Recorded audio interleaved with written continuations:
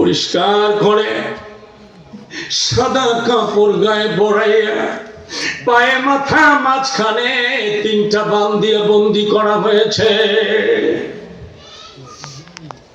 খাটের উপর শোয়াইয়া উঠানের কিনারায় রেখে দেওয়া হয়েছে।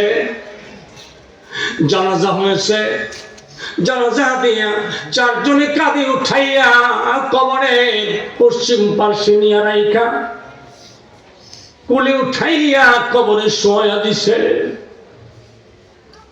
বলেন এখন আপন কে আছে? এবার তো আমার আল্লাহ ছাড়া, আমার নবী ছাড়া আপন কেউ নাই।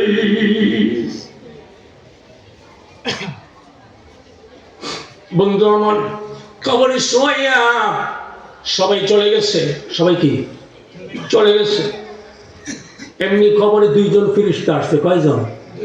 2 জন অফিসার। কয়জন? 2 জন পাওয়ারফুল অফিসার আপনার আমার পরীক্ষা নেওয়ার জন্য আসছে। সুবহানাল্লাহ বলেন। আয়েশা বলতেছে, ও আব্দুর রহিম, উঠো, উঠে বসো, তোমার পরীক্ষা হবে। প্রশ্ন করা হলো, মার রাব্বুকা, তোমার রব কে, তোমার প্রতিপালক কে? প্রশ্ন করা হবে, ওমা দীনুকা, তোমার ধর্মের নাম কি, কোন ধর্মের উপরে ছিলা?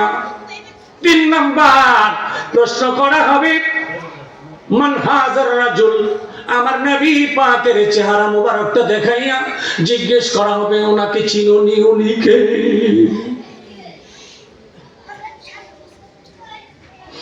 এবার প্রশ্ন হলো, প্রশ্ন করবে আরবিতে। প্রশ্ন করবো কিসে? আরবিতে। এবার আমি উবাইদুল হক নোমানী, আমি যদি চিন্তা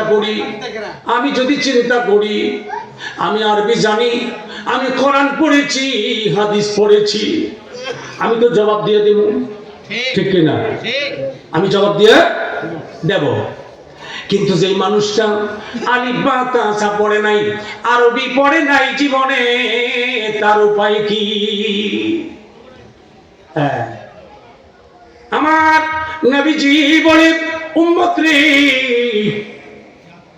ওই জায়গায় আরবিতে প্রশ্ন হবে, আরবিতে জবাব দেওয়া লাগবে। আরবিতে জবাব দেওয়ার জন্য আলেম হতে হবে, শর্ত নাই। আলেম হতে হবে, শর্ত নাই। নবীজি বলেন, আলেম ঠিক, পীর হাজার হাজার লক্ষ লক্ষ মুরিদের পীর, কিন্তু আমার আল্লাহরে আপন করে কবরে যাইতে পারে নাই।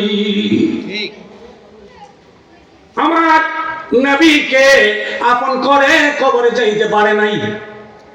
হাজার হাজার শ্রোতার সামনে বয়ান করতেন, বক্তাম, সেলিব্রিটি বক্তাম, কিন্তু আমার আল্লাহকে আপন করে কবরে যাইতে পারে নাই। আমার নবীকে বন্ধু বানিয়ে কবরে যাইতে পারে নাই। মাওলানা কি?